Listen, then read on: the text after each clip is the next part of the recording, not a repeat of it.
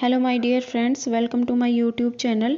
Today we will discuss about NCERT MCQs of Science Chapter 3 Class 6th Fiber to Fabric.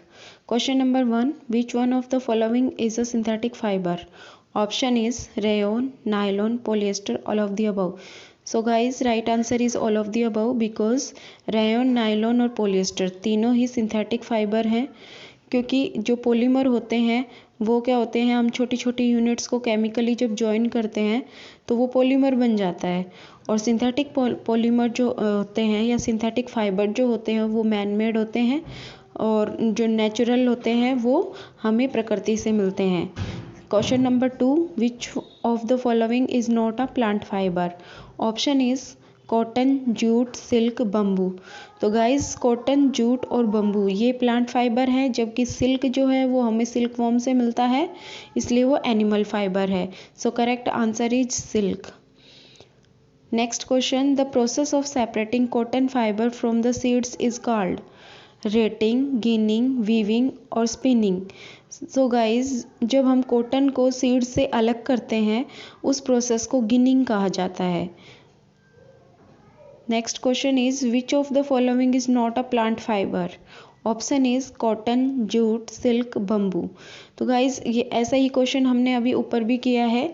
इसमें right answer silk होगा, क्योंकि cotton, jute और bamboo ये plant fibre है और silk plant fibre नहीं है, ये एनिमल फाइबर है, क्योंकि ये हमें सिल्क वॉर्म से मिलता है। Next question is what is the process by which yarn from raw fibers material is made called? Option is spinning, knitting, weaving, ginning. Guys इसका मतलब है कि आप जो धागा बनाते हैं, जो यार्न बनता है रो फाइबर मटेरियल से, उस प्रोसेस को क्या कहते हैं? सो करेक्ट आंसर इज स्पिनिंग। और इसमें देखो एक्सप्लेनेशन में सारे प्रोसेस बताए हैं, स्पिनिंग भी, नीटिंग भी, वीविंग भी, गिनिंग भी। सो गिनिंग हमने डिस्कस किया कि कॉटन को जब हम सीड से अलग करते हैं तो गिनिंग होता है। अगर हम एक दो यार्न से कोई फैब्रिक बनाते हैं तो वो वीविंग होता है, और वीविंग को लूम्स में किया जाता है, प्रोसेसिंग की जाती है। वीविंग की जो मशीनें होती हैं उनको लूम्स बोलते हैं।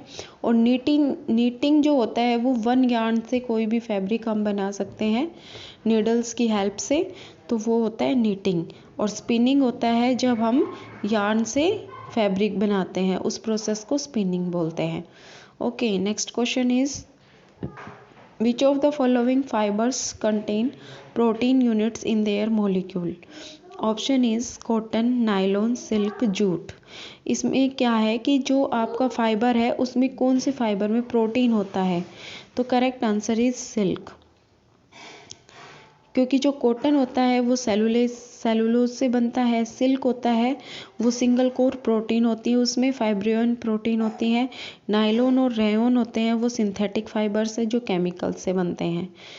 Okay, next question is fabrics can be obtained by which of the following process? Ginning, weaving, knitting, reeling. तो गाइज यहाँ पे जो फैब्रिक हमें ऑब्टेन होता है वो वीविंग और नीटिंग से होता है। Okay, next question is what is the process of making yarn from fibres called? जो यहाँ यार्न से जो फाइबर बनता है उस प्रोसेस को क्या कहते हैं? स्पिनिंग कहते हैं। ये भी हमने अभी डिस्कस किया था। Next question is the climate that is suitable for growing cotton plants is? Cotton कपास की खेती के लिए, कॉटन प्लांट उगाने के लिए कौन सा क्लाइमेट, कौन सी जलवायु सूटेबल रहती है?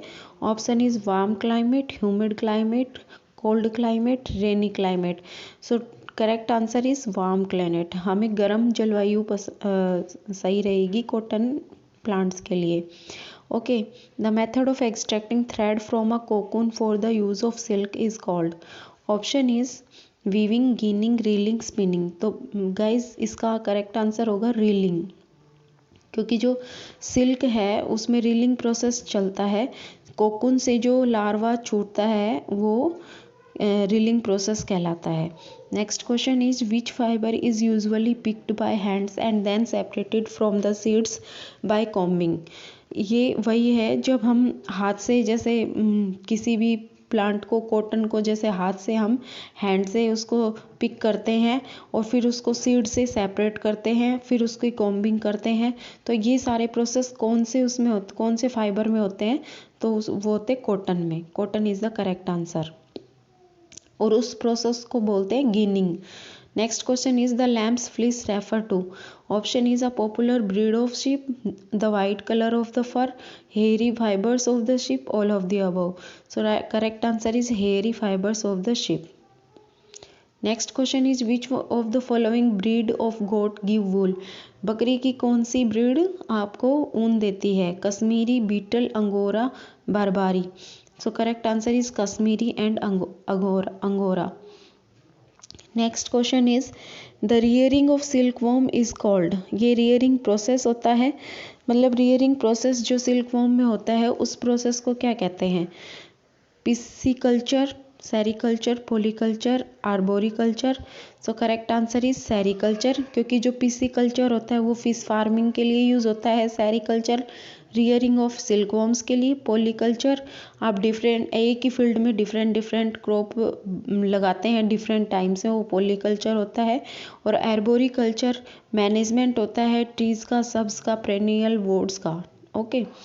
Next question is which of the following fibre is used as wick in an oil plant. जो ऑयल लैम्प, हम जो लैम्प जलाते हैं उसमें जो विक होती है, आपकी जो बत्ती बनाते हैं ना वो, उसमें जो बत्ती बनाते हैं वो कौन से फाइबर की होती है? वो होती है कॉटन की, क्योंकि कॉटन बनता है सेलुलोज से। कॉटन में 90% सेलुलोज होता है। सेलुलोज की गुड एब्जॉर्बिंग पावर होती है जिसकी वजह से वो यूज़ होता है। ठीक है, वो जल्दी से मेल्ट नहीं होता, हाई टेम्परेचर पे भी उसको हीट करोगे तो वो मेल्ट नहीं होगा, और इनएक्सपेंसिव भी होता है, ज़्यादा महंगा नहीं होता। Next question is which of the following animal yield wool. कौन सा एनिमल आपको वूल देगा इनमें से? Camel, sheep, goat, all of the above. Correct answer is all of the above. Next question is which of the following is inexpensive.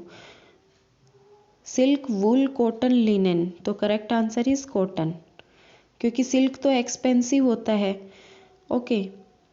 Next the process of removing the fleece of ship along with a layer of skin is called. अगर जो हम fleece उतारते हैं ship की, अगर उसके साथ हम एक थिन लेयर भी उतारें उसके स्किन की, तो उस प्रोसेस को क्या कहेंगे?